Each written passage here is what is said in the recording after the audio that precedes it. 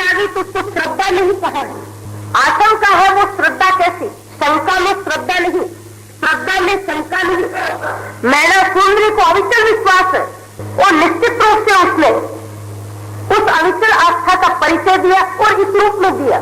दुनिया सोच रही हो कैसे जीवन निकालेगी, किस तरह से उसके साथ जिंदगी जिएगी। हर मनुष्य भी उसके निकट खड़ा रहना नहीं चाहता। तो राजकुमारी एक सुंदर सुशील रूप और लावण्य की मूर्ति ऐसी यह मैना किस तरह से इसके निकट रहेगी, किस तरह से इसके साथ भोजन करेगी और किस तरह से इसको जीवन साथी के रूप में निभाएगी। क्या होगा और क्या नहीं हो। राजमहल छूट गए, ऐसा हो गया वैसा हो गया। दुनिया की दृष्टि पे तो दृश्यों पे है, दुनिया की दृष्टि संसार पे है, संसार के सुख पर है, भौतिकता पर है, वस्त्रों पे है, जेवर पे है, मकान पे है, गाड़ी और घोड़े पे है, रहन सहन की व्यवस्था पर है, सम्मान और सुविधा पर है। जबकि मैना सुंदरी इन सारी सुविधाओं में रह रही है, दूसरे तो केवल अनुमान लगा रहे हैं। किंतु जिसने सुविधा का त्याग किया, आराम का त्याग किया, उसको कोई असर नहीं है। किंतु त्याग इसने किया, देखने वाले अनेक प्रकार से मैना सुंदरी के बारे में सोच रहे हैं, विचार रहे हैं और उस दृश्य को तो बन नहीं रहा है। पर ऐसे समय में भी मैना सुंदरी अविचल है, निश्चल है, कहीं भी उसके भाव में परिवर्तन नहीं आ रहा है। कहीं कर्म सही है, तूने मुझे ये दिया क्या। किसी देव की उपासना करते करते 1-2 वर्ष बीत जाए और इच्छा पूरी न हो, अरे राम मैंने तो इतनी पूजा की, इतनी मनौती की, इतना इनके चरणों में सिर झुकाया, मैंने सोचा एक सच्चा देव है, काहे का देव है, इसने मेरी को इच्छा पूर्ति। अपनी इच्छा पूर्ति जब नहीं होती है, अपनी इच्छा के विपरीत जब होता है, जो कुछ होता है वो भाग्य से होता है। किंतु ऐसे समय में व्यक्ति बहुत सी बार अपने देव देवताओं को भी दोषी मान लेते हैं, उनपे दोषारोपण कर देते हैं और उनके प्रति अपनी दृष्टि बदल देते हैं, क्योंकि वो उपासना इच्छा पूर्ति के लिए करते हैं।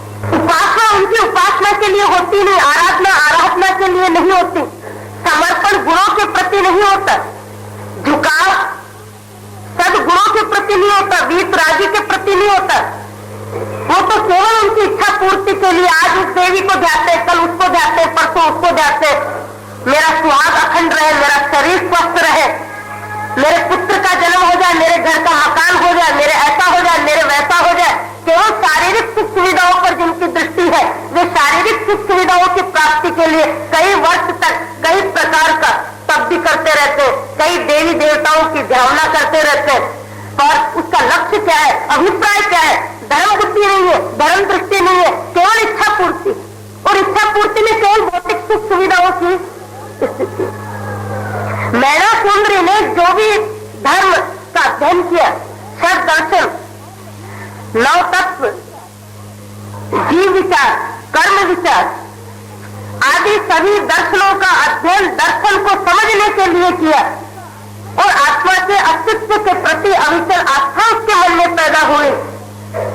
जीव कर्म का करता है, कर्म का फल भोगता है, आत्मा है, पुनर्जन्म है, कर्म है, कर्म का फल है और कर्म के फल की निवृत्ति भी है और निवृत्ति होने से जीव का मोक्ष भी है। ये सारी उसे आस्था है, आस्था उसकी अविचल है, कहीं चंचलता नहीं है। इसलिए क्या छूटा और क्या पाया, उसमें कोई संशय संदेह शंका उसे हो नहीं। और उस दृश्य को देख करके हजारों मनुष्य हजारों प्रकार की अभिव्यक्ति कर रहे हैं, जैसी जिसकी समझ है, जैसा जिसका ज्ञान है, जैसी जिसकी बुद्धि है और जैसी जिसकी धर्म की आस्था है। कई लोग कह रहे अरे राम बेटी तो बेटी थी पर बाप की अक्ल कहाँ गई। बेटी ने बचपना किया किंतु बाप ने कौन सा विवेक का परिचय दिया। एक बार बच्चे से गलती हो जाती है, उसको बड़े सुधार लेते हैं, किंतु यहाँ तो बच्चे से ज्यादा गलती बड़ों ने। ये बाप तो बाप था, आखिर उसका मन कैसे माना, इसने इस तरह से अपनी बेटी को इजाजत कैसे दी, क्या जरूरी था कि उसकी बात को मान करके इस तरह उसको कोड़े के साथ भेज देना। तो सोचती अरे पता नहीं इसकी माँ की कैसी शिक्षा है, कैसी शिक्षा दी, पता नहीं इसके कैसे धर्म के संस्कार है, नहीं पता इसका गुरु कौन से धर्म का इसको ज्ञान कराया, आदि हजारों प्रकार की अभिव्यक्ति हो रही है। और किसी के मुंह से निकल गया इसका धर्म ही ऐसा है, इसकी धर्म की शिक्षा ही ऐसी है। इस शब्द को उसने सुना और ठीक से सुना, बाकी सारे शब्दों को सुना, किंतु सुनने के बाद शब्दों का अर्थ उसके मन पर कहीं भी हुआ, क्योंकि वो जानती है जगत है, और ये जगत किसी के बारे में कुछ भी कह दे, इसमें कोई नई बात और बड़ी बात, क्योंकि जगत सच्चाई से जितना कम परिचित होता है, झूठ का उतना ही ज्यादा प्रचार करता है। किसी के बारे में कोई भी किसी को कुछ कहता है तो सच्चाई अधिक मालूम नहीं होती है, अनुमान से ही व्यक्ति अधिक से अधिक लंबी से लंबी बात करता रहता है। सुनी सुनाई बातों को दूसरों को अधिक सुनाने का मनुष्य का स्वभाव है, और स्वभाव क्या है कि उसको अपनी प्रामाणिकता के प्रति उसके मन में कोई भाव, उसे इस बात का बोध नहीं है कि ये बात मैं कह तो रहा हूं और सामने वाला सुन तो रहा है, किंतु इसमें सच्चाई कितनी है, और सच्चाई नहीं होगी तो सामने वाला मुझे क्या समझेगा, वो मेरी प्रामाणिकता खत्म हो जाएगी, मेरी वाणी की प्रामाणिकता खत्म हो जाएगी, मुझे वाचाल कहने के लिए कोई साहस करेगा। कई व्यक्ति इतनी बात सुनेंगे और दूसरे के सामने इतनी बना देंगे।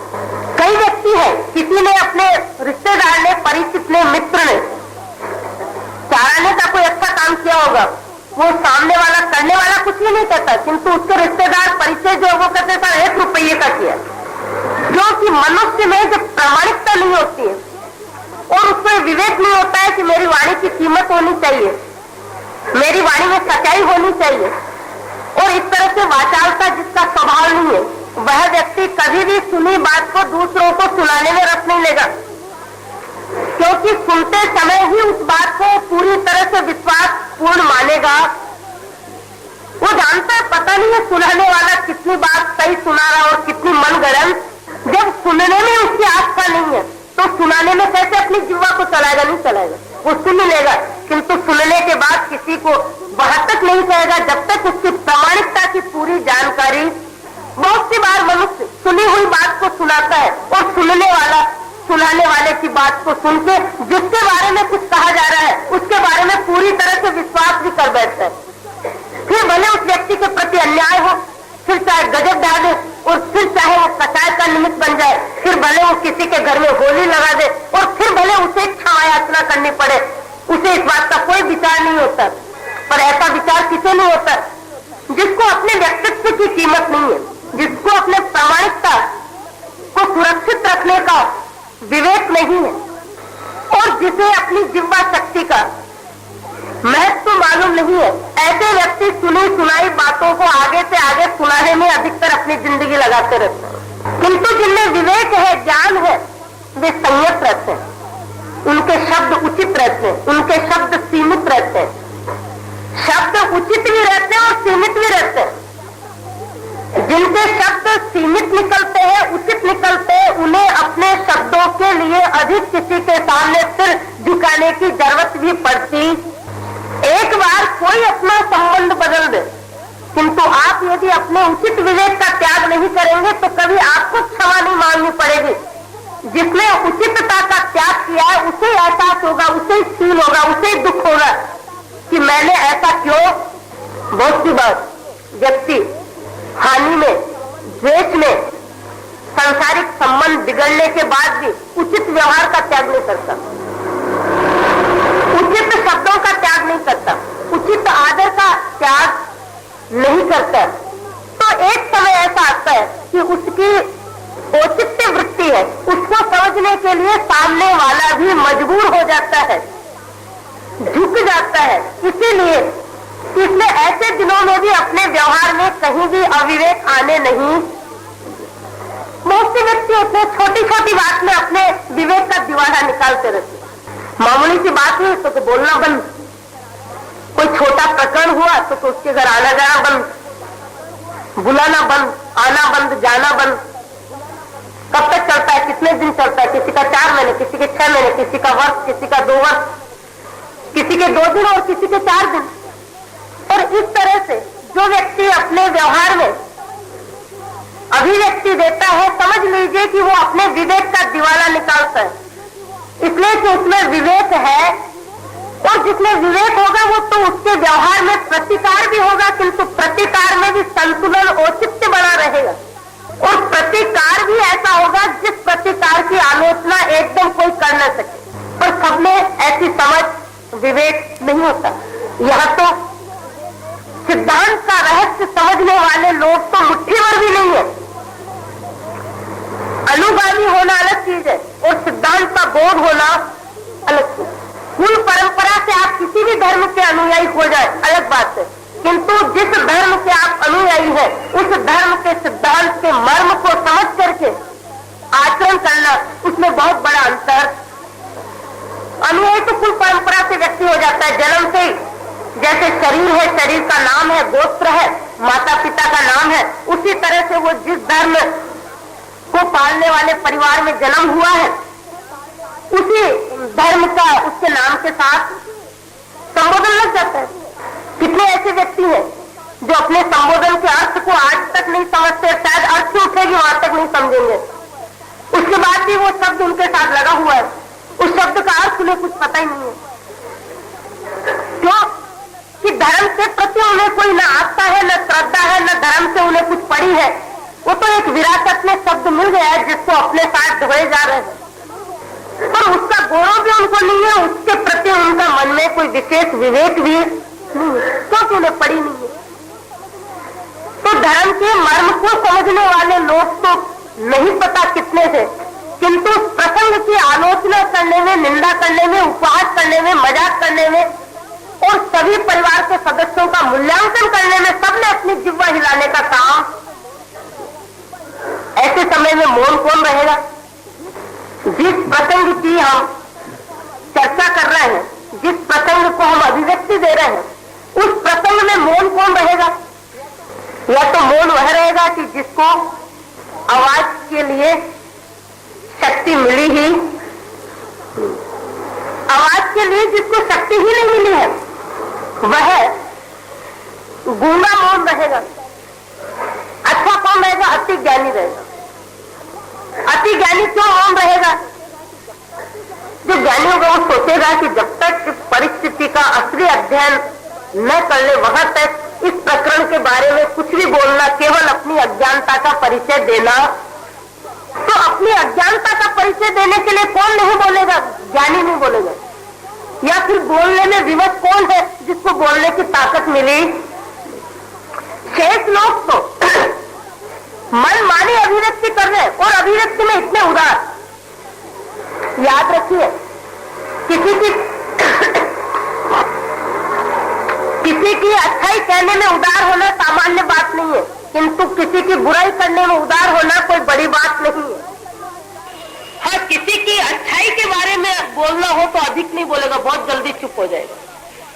और वह ज्यादा चुप हो जाएगा जहां निकट के पारिवारिक संबंध होंगे, क्योंकि अति राग में तो अति प्रशंसा व्यक्ति कर जाएगा, किंतु जहां अति राग नहीं होगा वह व्यक्ति पारिवारिक व्यक्तियों की भी अति प्रशंसा तो क्या उचित प्रशंसा भी करने के लिए तैयार होता नहीं होगा। वहां तक अध्यात्म की भूमिका ही नहीं बनेगी तो अध्यात्म ज्ञान पाने का अधिकारी बनेगा तो किस बल पर बनेगा? जब तक बीज डालने के लिए योग्य भूमि ही नहीं है वहां तक वह बीज वृक्ष के रूप में प्रतिफलित होगा कैसे? इसलिए धर्म में सबसे पहले मनुष्य को मनुष्य होने का ज्ञान दिया, मनुष्य को मनुष्य होने के लिए विवेक दिया और मनुष्य को मनुष्य होने के लिए 5 अनुव्रत की दीक्षा दी। सबसे पहले यदि कोई व्यवस्था है, मुनि के 5 महाव्रत और श्रावक के 12 व्रत, 12 व्रत में 5 अनुव्रत सबसे पहले है। जैन धर्म की सामान्य ग्रामर भी जो जानता होगा उसको पता है कि 5 अनुव्रत की सबसे पहले शिक्षा है उसमें कि मनुष्य के साथ कैसा व्यवहार करना, पड़ोसी के साथ कैसा व्यवहार करना, चपरासी के साथ कैसा व्यवहार करना, अपने से बड़ों के साथ कैसा व्यवहार करना और अपने से छोटों के साथ कैसा व्यवहार करना और आपके आश्रित जो पशु पक्षी जगत है उनके प्रति भी कैसा व्यवहार करना। सबसे पहले शिक्षा ये दी गई है और उसका सारा विश्लेषण चतुर्दशी को प्रतिक्रमण में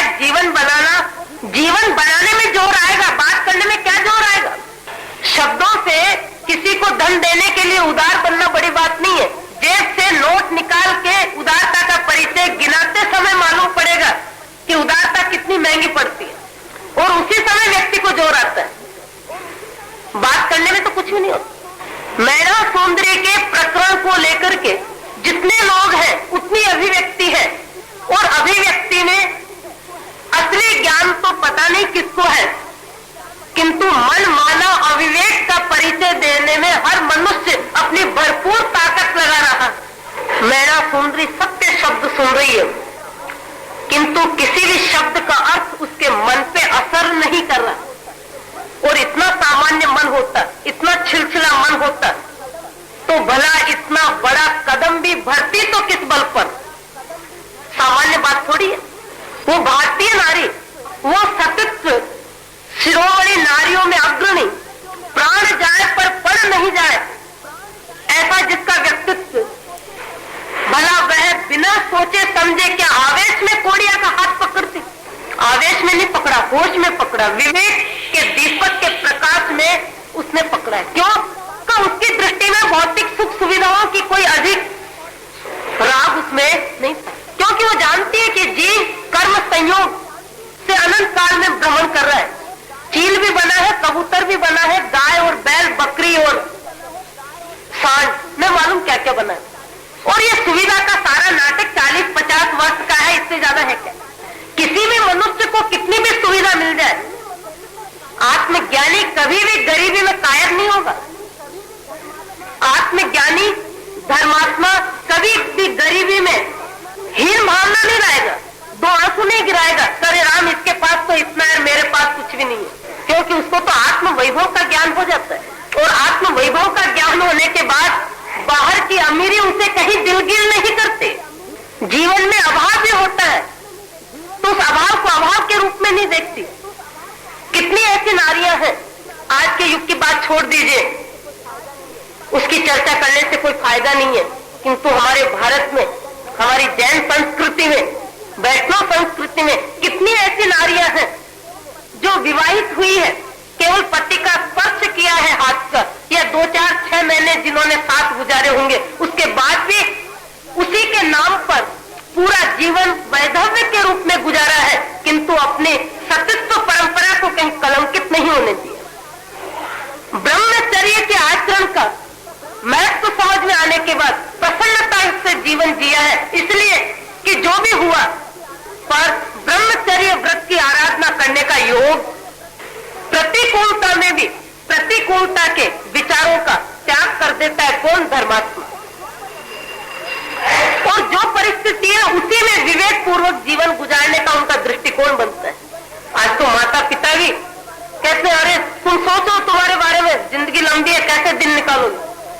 तो देवर जेठ ससुर सोचते हैं कि यदि रहेगी तो अधिकार लेगी, चलो इसको रवाना करो, कहीं अगले के जाएगी तो हमारा अधिकार का बंटवारा नहीं होगा। यह हाल है। तो पहले जैन वैष्णव संस्कृति में एक के वियोग में 10 वियोग का अनुभव करते थे। 4-6 महीने 12 महीने उसके दुख के दिन निकलाने के लिए स्वयं अपने सांसारिक सुखों का त्याग कर देते थे, उन सुखों की मनोवृत्ति को सुला देते थे, उपशाम कर देते थे। और इसलिए कि किसी भी तरह इसका मन एक बार ठंडा।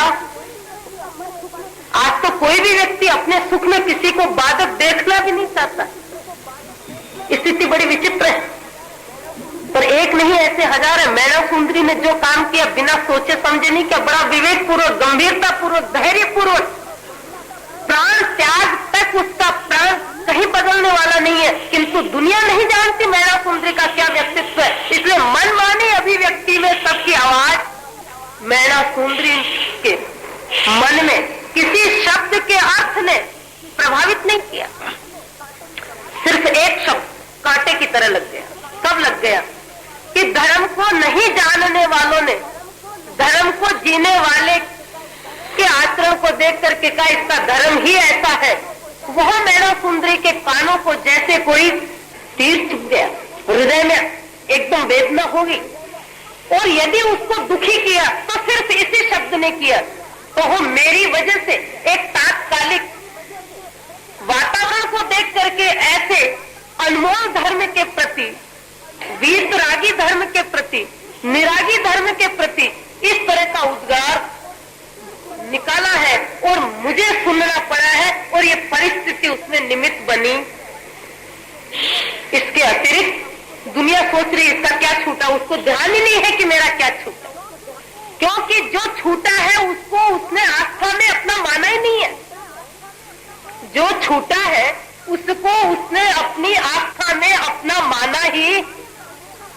वो तो जानती है मैं अविचल आत्मा हूं, जो कुछ छूटा है वह तो पौद्गलिक सुख है, इंद्रियजन्य सुख है, और वो तो छूटने ही वाला है। धर्म की शरण में जाके मैंने छोड़ा है तो इसमें कोई मेरा विवेक, बीमारी उस सुख को छुड़ाती है, मृत्यु उस सुख को छुड़ाती है, स्वार्थ पूर्ति न हो तब भी उस सुख को छुड़ाती है। और अंत समय 50-60 वर्ष के बाद तो इस नाटक से सभी को अलग होना पड़ता है। कितना भी व्यक्ति बांटता है फिर भी बांध के कौन ले जाता है? बांध के कोई नहीं ले जाता। कितना बांटने में राग-द्वेष करता है तू, किंतु बांटने के बाद करता क्या है? जो बंटवारा लेता है वह भी फिर बांटने के लिए लेता है, बांध के ले जाने के लिए तो कोई लेता। मैना सुंदरी की दृष्टि आत्मा पर है। अविनाशी और विनाशी दोनों का संयोग संबंध, जिसको वो सम्यक दर्शन के आधार पर ठीक तरह से जान रही है, इसलिए जो छूटा उसके प्रति उसके मन में कोई भी दुख का भाव, वो केवल उसकी नजर आत्मा पर है, धर्म पर है। उम्र कितनी छोटी है और ज्ञान कितना बड़ा है। 2-2, 4-4, 10-10 पैसे के लिए इंसान धर्म को धक्का देता है, धर्म को दबोचता है, धर्म की सौगंध खाता है, इसलिए कि वो नोट दिखाई दे रहे हैं, इसलिए कि इंद्रिय सुख की व्यवस्था फिर से मिल गई। कितनी बार जिंदगी का भौतिक सुख सुविधा का खेल समाप्त होता है, व्यक्ति उस खेल को फिर जोड़ता है, बार बार जोड़ता है, क्योंकि दृष्टि केवल संसार पर है, दृष्टि विषयों पर है, दृष्टि कषायों पर है, और जो शारीरिक सुख है वही उसकी दृष्टि में सुख है। आत्मिक सुख का तो उसको नए पैसे पर ज्ञान है ही। तो ऐसा अज्ञानी जगत मैना सुंदरी के कदम की अधिक से अधिक आलोचना करने में लगा है, किंतु मैना सुंदरी का मन अविचल आत्मा पर लगा है। आगे किस तरह से परिवर्तन के क्षण आते हैं। आहो